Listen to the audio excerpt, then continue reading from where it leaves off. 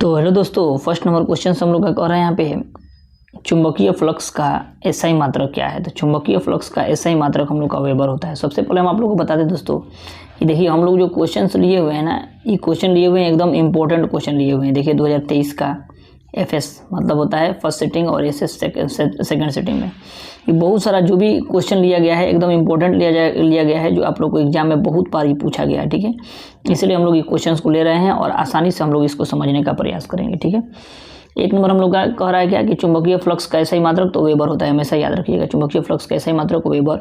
विद्युत धारा का एसआई मात्रक क्या होता है? तो विद्युत धारा का एसआई मात्रक एम्पियर होता है। एम्पियर पढ़ते हैं इसको। विद्युत धारा का एसआई मात्रक एम्पियर है ना, एम्पियर होता है। विद्युत फ्लक्स का विद्युत धारा का एसआई मात्रक एम्पियर होता है। विद्युत विभवांतर का तो वोल्ट होता है, इसको याद रखिएगा। फिर कह रहा है कि लघु पतन के समय परिपथ का प्रतिरोध क्या हो जाता है? तो लघु पतन के समय परिपथ का जो है परिपथ का प्रतिरोध जो होता है बहुत कम हो जाता है। परिपथ का प्रतिरोध क्या हो जाता है? कम हो जाता है। लघु पतन में परिपथ का प्रतिरोध कम हो जाता है। नेक्स्ट क्वेश्चन कर रहे हैं हम लोग का, देखिए यहाँ पे नेक्स्ट क्वेश्चन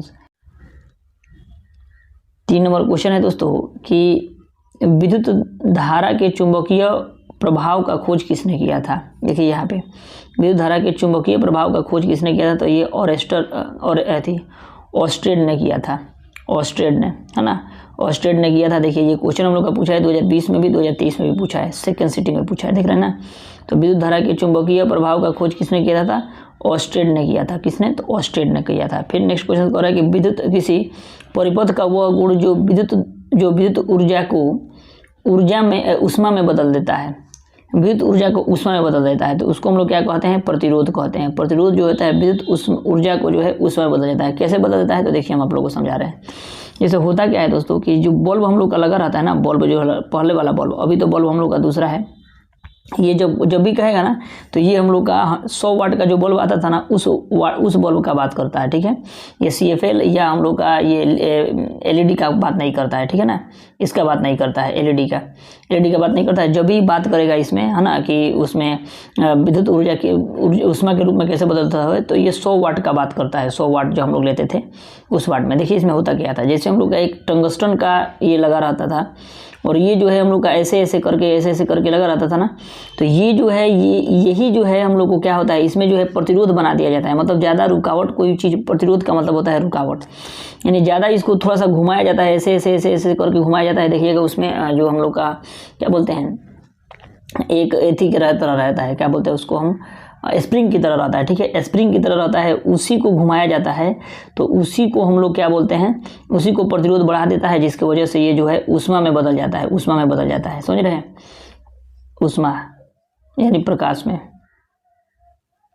चाहे वो भी हो जाएगा, चाहे ये भी। एक और बात आप लोग देखिएगा, कहीं भी अगर आप लोग छोटा बैटरी से काम करते होंगे ना, छोटा बैटरी मान लीजिए कोई बल्ब जलाते होंगे, तो देखिएगा जहाँ पे अगर एक बल्ब ज्वाइंट, 2 तार अगर ज्वाइंट होता है ना, 2 तार ज्वाइंट होता है तो वहाँ पे क्या हो जाता है? हीट हो जाता है। देखिएगा, कभी ध्यान दीजिएगा, लाइट काट के और उसके बाद देखिएगा यहाँ पे मतलब क्या हो जाता है? ऊष्मा, मतलब ज़्यादा उसमें गर्म हो जाता है। फिर नेक्स्ट क्वेश्चन कह रहे हैं हम लोग का कि एक विद्युत सेल से धारा प्राप्त करने पर उसके सिरों के बीच के विभवांतर का मान होता है। तो उसके सिरे के बीच के विभवांतर का मान जो होता है कम हो जाता है। उसके सिरे के बीच का विभवांतर क्या हो जाता है? कम हो जाता है। कह रहा है कि विद्युत सेल से धारा प्राप्त करने पर उसके सिरों के बीच का विभवांतर क्या हो जाता है? विभवांतर का मान क्या हो जाता है? तो धारा विद्युत वाहक बल, है ना, जो है ये हो जाता है कम हो जाता है। इलेक्ट्रिक मोटिव फोर्स बोलते हैं इसको, EMF बोलते हैं, इलेक्ट्रिक मोटिव फोर्स। ये क्या हो जाता है? कम हो जाता है। ठीक है, फिर हम लोग का नेक्स्ट क्वेश्चन कह रहा है विद्युत मोटर परिवर्तित होता है। देखिए कह रहा है कि विद्युत मोटर जो हम लोग का परिवर्तित होता है, तो विद्युत मोटर जो है परिवर्तित हो जाता है किसमें? तो हम लोग का विद्युत ऊर्जा को यांत्रिक ऊर्जा में बदल देता है। विद्युत ऊर्जा को यांत्रिक ऊर्जा में, कहने का मतलब देखिए हम लोग का जो मोटर लगा होता है ना, जो हम लोग का मोटर लगा होता है, मोटर अगर उसमें हम लोग क्या करते हैं, मोटर मान लीजिए कि यहाँ पे है हम लोग का मोटर, ठीक है, मोटर है यहाँ पे, तो ये जब इसमें पंखी लगा है, चलता है पंखी, तो इसमें क्या करते हैं हम लोग, इसमें इसमें 2 तार ले जाके इसमें लाइट देते हैं ना। जब भी इसमें हम लोग लाइट देंगे तो क्या होता है, पंखा जो है एकदम घूमने लगेगा, एकदम तेजी में घूमने लगता है। यानी यांत्रिक ऊर्जा उसे कहते हैं जो अपने में घूमना स्टार्ट करता है, ठीक है, उसी को यांत्रिक ऊर्जा कहते हैं। तो ये घूमने लगता है, इसी को हम लोग क्या बोलेंगे, यांत्रिक ऊर्जा। तो एक विद्युत ऊर्जा दे रहे हैं तो ये किससे बदल जा रहा है, यांत्रिक ऊर्जा में बदल जा रहा है, ठीक है। फिर हम लोग का नेक्स्ट क्वेश्चन क्या है दोस्तों, यहाँ पे देखिएगा नेक्स्ट क्वेश्चन कि अमीटर से निम्नलिखित में से किसे मापा जाता है। तो अमीटर से हम लोग का धारा को मापते हैं, किसे, धारा को मापते हैं। अमीटर से किसको मापते हैं, धारा से। अमीटर को हम लोग किससे मापते हैं दोस्तों, तो धारा से मापते हैं, अमीटर का धारा। फिर नेक्स्ट क्वेश्चन क्या है हम लोग का, कि एक वह उपकरण जो विद्युत ऊर्जा को यांत्रिक ऊर्जा में बदल देता है। देखिए विद्युत ऊर्जा को यांत्रिक ऊर्जा में बदल देता है। देखो अभी ये समझाएं आप लोग को, विद्युत ऊर्जा दे रहे हैं तो किसमें, यांत्रिक में, यानी चलना स्टार्ट किया है, यानी वो क्या हो गया, विद्युत मोटर हो गया। क्या हो गया, विद्युत मोटर, ठीक है। नेक्स्ट क्वेश्चन क्या है दोस्तों हम लोग का, यहाँ पे नेक्स्ट क्वेश्चन यहाँ पे हम लोग का 9 नंबर क्वेश्चन कह रहा है कि हमारे घरों में जो विद्युत आपूर्ति की जाती है वह होता है, तो वह कैसा होता है। तो वह जो है हम लोग का, देखिएगा यहाँ पे, वह जो है हम लोग का कैसा होता है, वह 220 वोल्ट प्रत्यावर्ती धारा होती है। 220 वोल्ट प्रत्यावर्ती धारा। प्रत्यावर्ती धारा का मतलब होता है हम लोग का एसी यानी अल्टरनेटिव करंट, इंग्लिश बोलते हैं अल्टरनेटिव करंट होता है, ठीक है। 220 वोल्ट पर धारा होती है, ठीक है।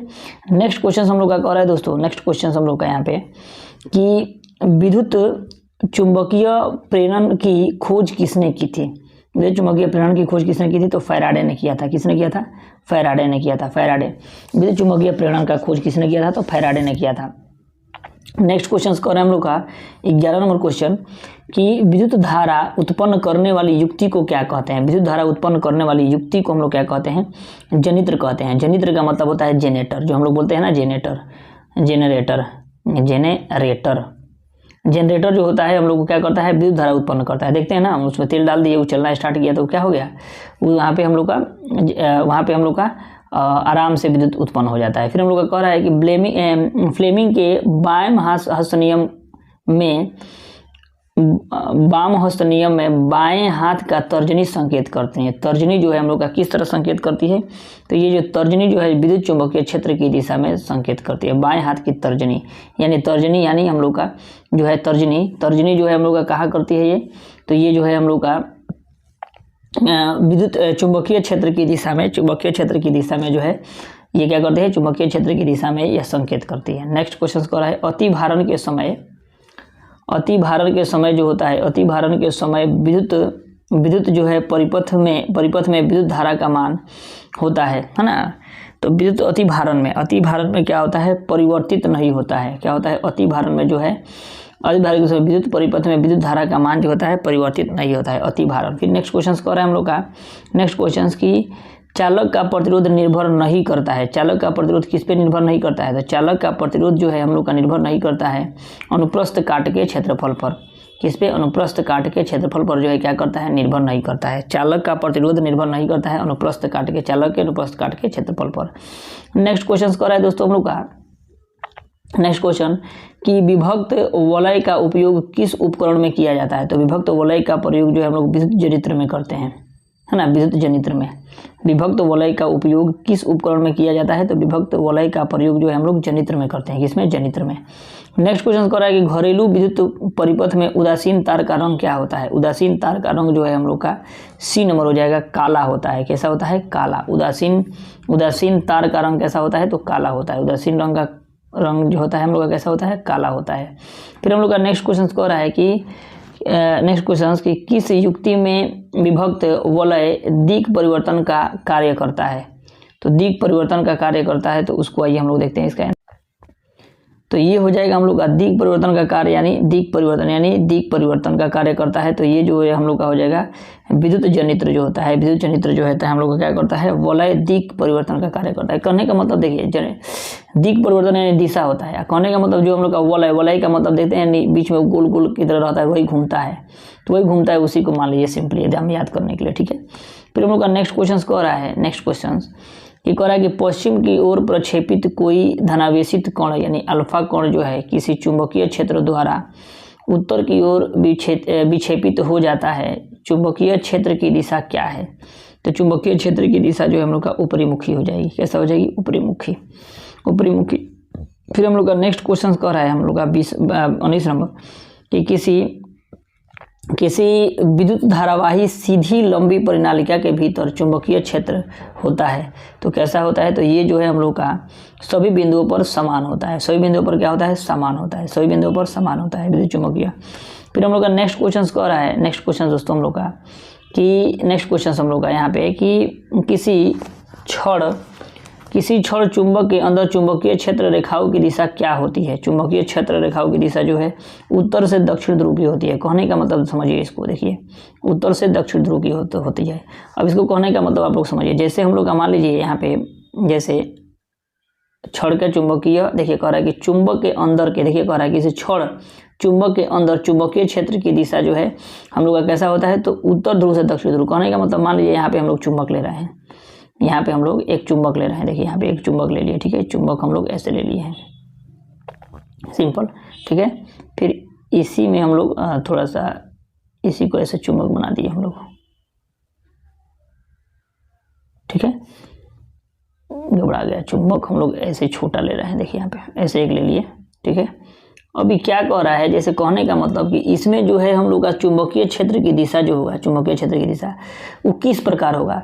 तो देखिए उत्तर अगर हम लोग मान लीजिए इधर हम लोग मानते हैं, उत्तर हम लोग देखिए उत्तर हम लोग मान लीजिए इधर मानते हैं, इधर साउथ मानते हैं, ठीक है, नॉर्थ साउथ। तो ये क्या होगा कि इसका चुंबकीय क्षेत्र की दिशा जो होगा हम लोग का हमेशा इधर से इधर की ओर होगा, इधर से इधर की ओर होगा, इधर से इधर की ओर होगा, समझ रहे हैं, इधर से इधर की ओर, सब इधर की ओर होगा इसका चुंबकीय क्षेत्र की दिशा, समझ रहे हैं। तो यही कह रहा है, तो इसको याद रखिएगा हमेशा।